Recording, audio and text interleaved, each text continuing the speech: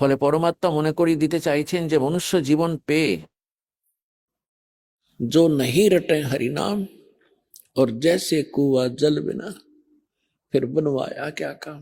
এর মূল উদ্দেশ্য মনে করিয়ে দিতে আপনাদের বোঝাতে চাইছেন কবির পরমেশ্বরজি যে মনুষ্য জীবন পেয়ে যদি আপনি পরমাত্মার ভক্তি না করেন এবং বাকি অন্যান্য বস্তুর ডিমান্ড করেই নিজের জীবন নষ্ট করে চলে গেলেন, আপনি মনুষ্য জীবনের লাভ নিতে পারেননি।